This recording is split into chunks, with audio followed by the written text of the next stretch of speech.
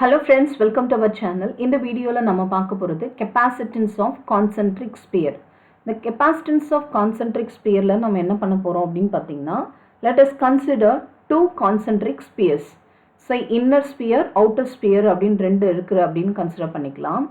Idoda radius, inner oda radius enna appdin pathina a, outer la irukra and radius b appdin consider pannikalam. அதே போல் epsilon R அப்படின்றது என்னன்னு பார்த்தீங்கன்னா permittivity of dielectric medium the between inner and outer spheres. Okay, இதுதான் நம்ம assumptions பண்ண போகிறோம். அதே போல் இஃப் அவுட்டர் லைனோட ரேடியஸ் வந்து மைனஸ் கியூவாக இருக்குது அப்படின்னா இன்னர் ரேடியஸில் இருக்கிற சார்ஜ் வந்து ப்ளஸ் கியூவாக இருக்கும். ஸோ சார்ஜ் அப்படின்றது பார்த்தீங்கன்னா யூனிஃபார்ம்லி டிஸ்ட்ரிபியூட்டட் வேல்யூ. ஸோ இந்த என்டையர் ஸ்பியர்லேயும் இன்னர் ஸ்பியர்லேயும் அவுட்டர் ஸ்பியர்லேயும் நமக்கு Q அப்படின்றது யூனிஃபார்மாக டிஸ்ட்ரிபியூட் ஆகுது அப்படின்றதையும் நம்ம கன்சிடர் பண்ணுறோம். ஓகே, ஸோ இப்போ நம்ம டெரிவேஷன்ஸ்குள்ளே போகலாம். ஃபஸ்ட்டு நமக்கு எல்லாருக்குமே தெரியும் இந்த R அப்படின்றது நமக்கு இன் பிட்வீனில் போட்டிருக்கோம். ஏன்றது இன்னர் ரேடியஸ், பின்றது அவுட்டர் ரேடியஸ். இது ரெண்டுத்துக்கு நடுவில் ஏதோ ஒரு பாயிண்டில் வந்து நம்ம R அப்படின்ற அந்த வேல்யூ எடுக்கிறோம். அதுதான் நமக்கு டயலக்ட்ரிக் ஃபீல்ட் இன்டென்சிட்டியை கால்குலேட் பண்ணுறதுக்கான பாயிண்ட் அப்படின்னு எடுக்க போகிறோம். ஏதோ ஒரு point between A and B. Okay, so அப்போ ஏவோட வேல்யூ எப்படி இருக்கும்? தட் வேல்யூ இஸ் ஆரோட வேல்யூ. இதோட ரேடியஸ் வந்து ஆர்னு சொல்லுவோம். அப்போ ஆரோட ஏ கண்டுபிடிக்கும் போது கால்குலேட் பண்ணும்போது கண்டிப்பாக இது லெஸராக இருக்கும். இன்னர் ரேடியஸ் ஏ வந்து ஆரை விட லெஸராக இருக்கலாம், இல்லை ஈக்குவலாக இருக்கலாம். அதே போல் பின்றது ஆரை விட கிரேட்டராக இருக்கும், ஆருக்கு ஈக்குவலாக இருக்கும். ஓகே, இதுதான் கண்டிஷன். இதுதான் நம்ம எலக்ட்ரிக் ஃபீல்டு இன்டென்சிட்டி ஏதோ ஒரு பாயிண்ட்ல இன்னர் ஸ்பியருக்கும் அவுட்டர் ஸ்பியருக்கும் பிட்வீனில் நம்ம எடுக்க போகிறோம். இதுதான் கண்டிஷன். ஓகே, ஸோ இப்போ நம்ம என்ன பண்ண போகிறோம்னா எலக்ட்ரிக் ஃபீல்டு இன்டென்சிட்டியை கால்குலேட் பண்ண போகிறேன். How to calculate electric field intensity. So electric field அப்படின்னும் போது ஈன்னு வருமா? ஈன்னா கால்குலேட் பண்ணணும்.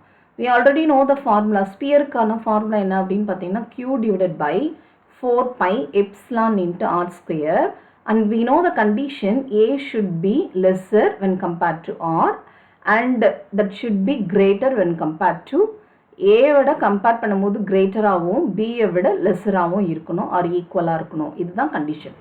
ஓகே, ஸோ இந்த கண்டிஷனுக்கு தான் நம்ம இ பார்க்குறோம். இப்போ பொட்டென்ஷியல் டிஃப்ரென்ஸ் பார்க்கலாம். Potential a difference between the sphere. Potential difference sphere என்னது? எப்படி ரெப்ரசன்ட் பண்ணுவோம்? V அப்படின்னு ரெப்ரசன்ட் பண்ணுவோமா? ஸோ எப்போவுமே பொட்டென்ஷியல் டிஃப்ரென்ஸ் பிட்வீன் த ஸ்பியருக்கு என்ன வரும்? Minus integral of that is E into D R. E into D R. டிஆர்ன்றது என்னது? என்ன பாயிண்டில் நம்ம எடுத்தோமோ, எந்த பாயிண்ட்லேருந்து நம்ம கால்குலேட் பண்ணுமோ அந்த வேல்யூ. இப்போ லிமிட் என்ன அப்படின்னு பார்த்தீங்கன்னா outer sphere to inner sphere. Outer ஸ்பியர்னா B to A அப்படின்னு எடுப்போம். We already know the value, E value. E value என்னது? Q divided by 4 pi epsilon. இப்போ E வந்து நம்ம ரீப்ளேஸ் பண்ணலாமா?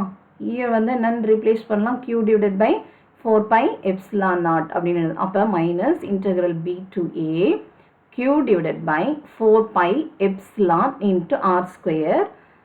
இது எதை பொறுத்து நம்ம இன்டகிரேட் பண்ணுறோம்? With respect to R d r. So இப்போ இதில் எதெல்லாம் கான்ஸ்டன்ட் அப்படின்னு பார்த்தீங்கன்னா Q constant, 4 constant, pi constant, epsilon வந்து கான்ஸ்டன்ட். அப்போ ஆர் ஸ்கொயர் மட்டும்தான் இருக்கும். அதை அப்படியே எடுத்து எழுதிக்கோங்க. அப்போ மீதி எல்லாம் வெளியில் கொண்டு வரலாமா? அப்போ minus Q divided by 4 pi epsilon the integral limit starting from B to A 1 by R square into d r. இப்போ இன்டெக்ரல் ஆஃப் ஆர் ஸ்கொயர் அப்படின்றது நம்ம எப்படி எழுதலாம்? So R power 2 + 1 divided by 2 + 1ன்னு எழுதலாமா? இங்கே என்ன பவர் இருக்கோ அதோட ஆட் பண்ணுவோம். பட் வந்து இது ஆர் பவர் 1 by ஆர்ன்னு இருக்குது. அப்போ 1 by ஆர்ன்னும் போது நம்ம இந்த 1 by ஆர் எப்படி எழுதலாம் அப்படின்னு பாருங்கள். 1 by R is nothing but R square is nothing but R power -2ன்னு எழுதலாமா? அப்போ இன்டெக்ரல் பண்ணும்போது இது எப்படி எழுதலாம்? இன்டெக்ரல் ஆஃப் r power -2 அப்படின்னு எடுக்கும்போது r power -2 + 1 divided by -2 + 1 வருமா? that means r power -1 divided by -1 வரும். இதுதான் r power -2 கான ஃபார்மேட்.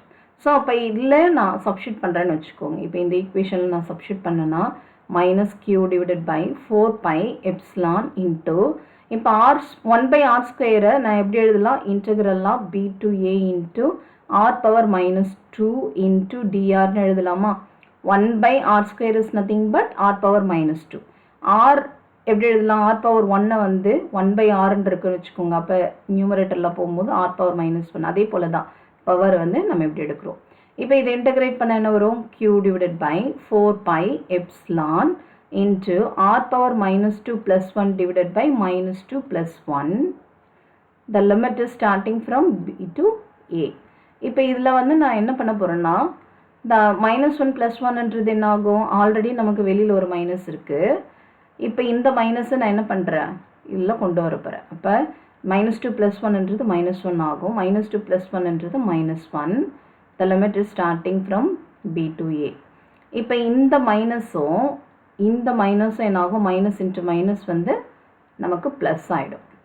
ஓகே, ஸோ இப்போ இந்த ஈக்குவேஷன் எப்படி எழுதலாம், q divided by 4 pi epsilon. இப்போ பாசிட்டிவ் ஆகிடுச்சா, லிமிட் வந்து நம்ம இப்போ அப்ளை பண்ண போகிறோம். எதில் அப்ளை பண்ண போகிறோம்னா r power minus 1 is nothing but 1 by r. So 1 by rல லிமிட் வந்து b to a அப்படின்னு அப்ளை பண்ணோம்னா இந்த ஈக்குவேஷன் எப்படி எழுதலாம், எங்கெல்லாம் r இருக்கோ அங்கே ஃபஸ்ட்டு வந்து என்னென்னு அப்ளை பண்ணோம், ஃபஸ்ட்டு லிமிட்ன்றது a. அப்போ 1 by rக்கு பதில் a minus lower limit 1 by rக்கு பதில் b அப்படின்னு சப்ஸ்டியூட் பண்ணலாம். இப்போ q divided by 4 pi epsilon into 1 by a minus 1 by b இருக்கு. இப்போ இதை கிராஸ் மல்டிப்ளை பண்ணலாமா, இதோட இதை மல்டிப்ளை பண்ணணும், இதோட இதை மல்டிப்ளை பண்ணி LCM எடுக்கலாம். அப்போ என்ன ஆகும், q divided by 4 pi epsilon into 1 into b b minus 1 into a divided by இது ரெண்டுத்தையும் என்ன பண்ணணும், மல்டிப்ளை பண்ணிக்கணும், LCM a into b. அப்போ what is the final conclusion அப்படின்னு பார்த்தீங்கன்னா, பொட்டன்ஷியலுக்கு v is equal to q divided by 4 pi epsilon into b minus a divided by ab அப்படின்னு வந்திருக்கும். இதுதான் என்னது, potential difference between the sphere. இப்போ எனக்கு என்ன வேணும் அப்படின்னு பார்த்தீங்கன்னா, the capacitance of two concentric sphere தான் வேணும். the capacitance of two concentric sphere. So two concentric sphere ஓட value formula நமக்கு தெரியும். What is the formula? So formula is C is equal to Q by V அப்படின்றது formula. நமக்கு என்ன value தெரியும், இப்போ V ஓட வேல்யூ தெரியும். இப்போ இதில் சப்ஸ்டியூட் பண்ணலாமா, அப்போ C is equal to Q divided by what is V, இந்த V அப்படியே இதில் சப்ஸ்டியூட் பண்ணிடலாமா.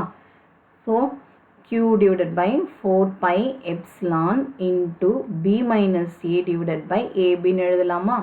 இப்போ இதில் எது கேன்சல் ஆகும் அப்படின்னு பார்த்தீங்கன்னா, இந்த Q கேன்சல் ஆகிடும். இங்கே இருக்கிற டேர்ம் வந்து அப்படியே நியூமரேட்டருக்கு போயிடும். ஓகே, இந்த டேர்ம் வந்து அப்படியே இந்த சைடில் போகும், இது வந்து அப்படியே நியூமரேட்டருக்கு போயிடும். அப்போ இந்த ஈக்குவேஷன் எப்படி எழுதலாம், ஃபைனலாக கன்க்ளூஷன் எழுதும் போது Q கேன்சல் ஆகிடுச்சு.